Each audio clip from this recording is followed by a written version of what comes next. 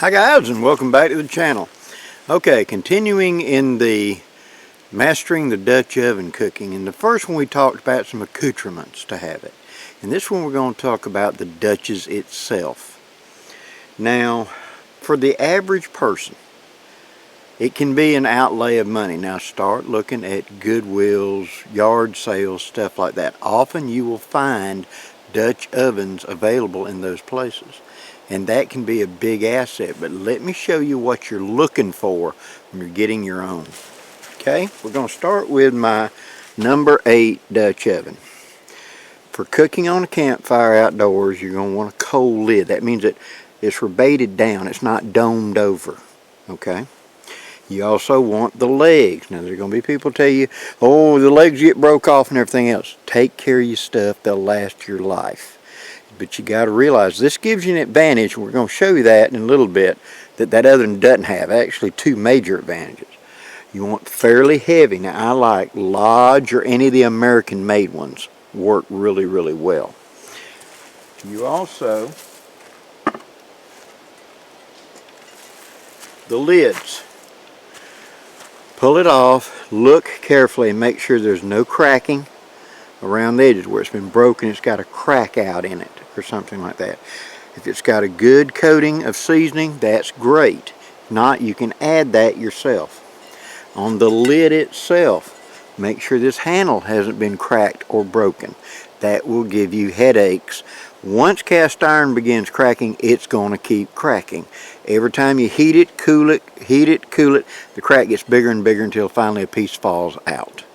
So be aware of it. Now a number 8, like I said, is perfect for 1 or 2 people as far as cooking a primary meal, like the meat or etc., or some composition like chicken and rice, whatever. More than enough to share with 2 or 3 out of 1. But it's the perfect size for 1 person to bake in, because at the size and depth of it, you can make biscuits, cobblers, things like that.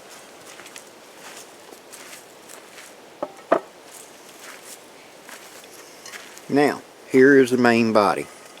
Same thing, turn it over and look at the legs and make sure they're not cracked. Okay? They don't crack easily, but if you drop it, bang it on a sharp edge, they could snap. And that's what usually happens. Being reckless, not paying attention, letting them roll and things like that. It is not difficult. Now, if you're going to a good old cardboard box, just a heavy cardboard box that this can slide down in with like 2 or 3 layers of cardboard in the bottom, will be perfectly fine to protect it in transporting. If you're one of those that's scared to transport like this. Plus, it's going to get sooty underneath. And so you're going to want some way to keep the soot to a minimum for handling and etc. So some sort of bag or box to transport as well. But you see the depth here. This is the number 8, and this is what I consider perfect for 1 or 2 people.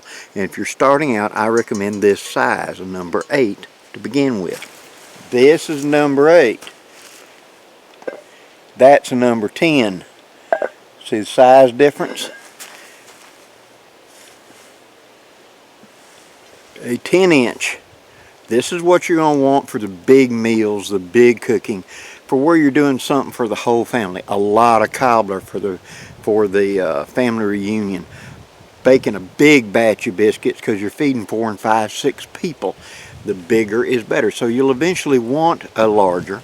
So to me, the 8 and the 10 pair the best together. Okay? Same exact considerations when you look at it. Now the bigger advantage of it is, if you'll notice, due to the 8 having more of a shallow wok like, and yet the 10 is not so shallow, it's not so deep in the dish part of it because they can spread it out. This works as a griddle very well. It allows me to sit it on top of the coals or on top of the stand with heat underneath it and use it as a griddle for frying, cooking breakfast, sausages, stuff like that. The lid by itself is a cooking device, not just the main pot. Okay, here we have the number 10 bottom. Again, it has the 3 legs on it. We'll demonstrate that in a minute. But it's deeper in depth, see, than the 8. About another ½ inch deeper. It's bigger, robust. This is the perfect size when I'm going to cook big cat head biscuits, you know, enough to feed 5 or 6 people. A cat head biscuit's the size of your clenched fist, or if not bigger. It's something that it and meat or something in it is a full meal by itself. It's so large.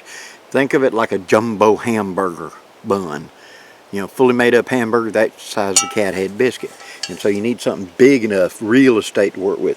Now that nice flat bottom works good for frying.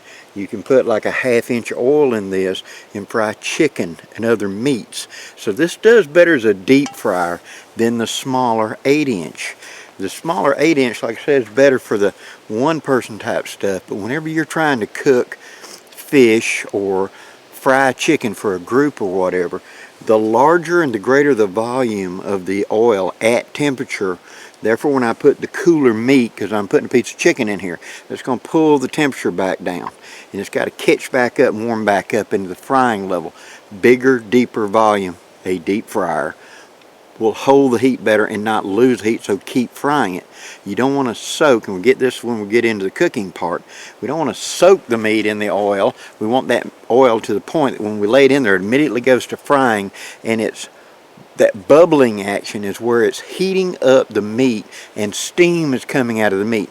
This keeps it from being greasy, because steam, hydraulic pressure trying to force out of the meat keeps the oil. So it's frying in oil, but it's actually frying in steam and oil composition.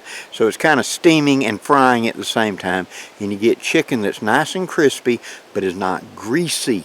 Same thing with fish and other things like country fried steak, stuff like that. We'll deal with all of that in the future. But that's the reason you'd want the bigger one. Okay, again, I like the cold lid and etc. Now, let me show you my deep Dutch. This one I actually believe is like a number 6. It's slightly larger in diameter than the number 10, but it's deep. See, it's almost 4 inches deep. This acts as a kettle on the fire. It's still got the cold legs on it, called spider legs, and that point X in this, you could call it a spider, which was a type of cooking pot used on fires, which were deeper and open, but they had the legs on the bottom. This just happens to have a coal lid part of it. Again, you can use it as a frying thing. This being nice and deep, this is what we want for stews, slow cook, things like that. Now, we're all heard about pressure cookers and slow cookers at home.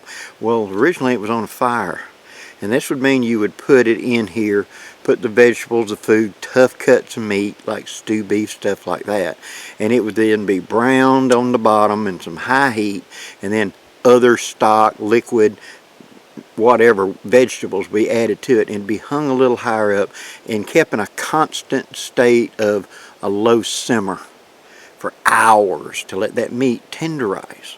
This also works very well if I'm going to wrap something up in aluminum foil, like a bunch of chicken legs with butter and garlic, and then sit it in here and use it as an oven. See, I just make and we're going to demonstrate this later on, we're going to have a little bit of heat underneath and a circle of heat all the way around this, so no matter where the wind's coming from, the heat's blowing toward it, and then coals on the top. And we use it as an oven to bake that chicken in the aluminum foil. So this deeper is better for that. Now, let us show why I'm really a big fan of the coals and the coal lids and legs. It's because you can do what's called a stack. Now, stack simply means that I'm going to be cooking something in the bottom, the big Dutch, and then the coals I put on top, as well as underneath the side, is a heat source for me to set another Dutch oven on top and use that heat that'd be lost going straight up, going into the second Dutch. And that can I have coals on top as well to get a third. So I can cook in all 3 Dutches simultaneously, 3 different things. So I've got the big one in the bottom, maybe doing a bread or something like that. The middle one may be vegetables, or it's, like I said, baking chicken in aluminum foil, etc. And then the top one could be doing me a cobbler or something like that for a dessert. So let's stack that up and you get to see how it looks. Okay, to do a stack, I would get me a good bed of coals going right here. And then I would sit my biggest Dutch oven on there. Notice with the spacer, it doesn't crush those coals, so the heat's flowing up. Now I lay the bale out of the way, and I would apply coals up here for the heat. So the heat underneath is coming up and the heat on top. Now on top of this, I will put this Dutch oven would sit on top. So this heat is radiating up and heating this, and I would put coals on this one. I would lay the bale down, and I would put my deep Dutch sitting on top. These three work as a unit all together, so the heat is a column of heat doing all of it. Now with practice and understanding the cooking times, the cooking needs of each thing and each one, I can do one stack and cook the entire meal simultaneously, just like this, where it's coals underneath, coals underneath, coals underneath, coals on top, all the way. And therefore, that's why I like the legs and the coal top, because I can do the stack. Oh, with these three pots, I've done 25 plus years of outdoor camping. There have been other pots come in over the time, other Dutch ovens. I've tried bigger. It was a little too awkward. I've even tried the smaller. That was a little too small. But I found that these three combinations worked the best for my cooking. So this is what we're going to be using to teach you. So we're going to start with real simple stuff, because Dutch oven cooking is a focus of three separate disciplines, we'll call it, fusing together. One, the discipline of heat regulation.